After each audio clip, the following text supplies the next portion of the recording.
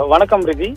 ஆவடி அடுத்த பட்டாபுராமில் நேற்று பார்த்தோம்னால் நாட்டு வெடித்து 4 பேர் உடல் கருகி பரிதாபமாக உயிரிழந்த சம்பவம் அதிர்ச்சியை ஏற்படுத்தி இருந்த நிலையில், குறிப்பாக அந்த 4 பேர் உடல்கள் அடையாளம் காணாமல் இருந்த நிலையில் முதலில் 2 பேரின் உடல் அடையாளம் காணப்பட்டது.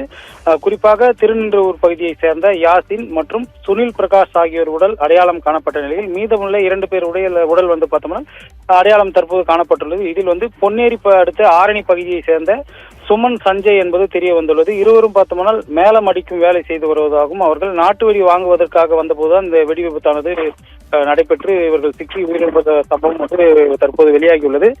குறிப்பாக அந்த நாட்டு வெடி விற்பனையில் ஈடுபட்ட விஜய் என்பவர் அந்த வீட்டிற்கு வெளியே நின்று கொண்டிருந்ததால் அதிர்ஷ்டவசமாக அவர் உயிர் தப்பியுள்ளார் என்பதும் தெரிய வந்துள்ளது.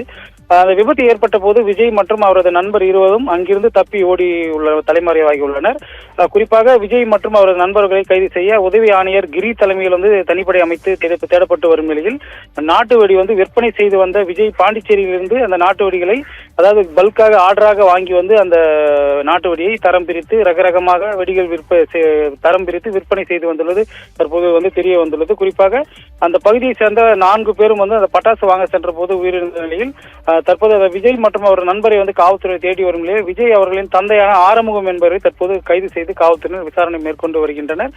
குறிப்பாக அந்த தமிழகத்தை ஒழுகிய அந்த 4 பேர் விழுந்த சம்பவத்தில் அந்த குற்றவாளியான பட்டாசுகளை எடுத்து விற்பனை செய்து வந்த விஜயை தற்போது தனிப்படை தேடி வரும் நிலையில் அவரது தந்தை ஆறுமுகம் என்பதை முதற்கட்டமாக தற்போது காவல்துறையினர் கைது செய்துள்ளனர். குறிப்பாக விற்பனை நடப்பதற்கு முன்பாக மூட்டை மூட்டையாக பட்டாசுகள் அடுக்கி வைக்கப்பட்டிருப்பதும், அதே போன்று அந்த பட்டாசுகளை தரம் பிரித்து உருண்டையாக வைத்திருப்பதும் அந்த ஸ்டேட்டஸ், அதாவது சமூக வலைதளங்களில் அவர் பகிர்ந்த அந்த வீடியோவும் தற்போது வைரலாகி வருகிறது.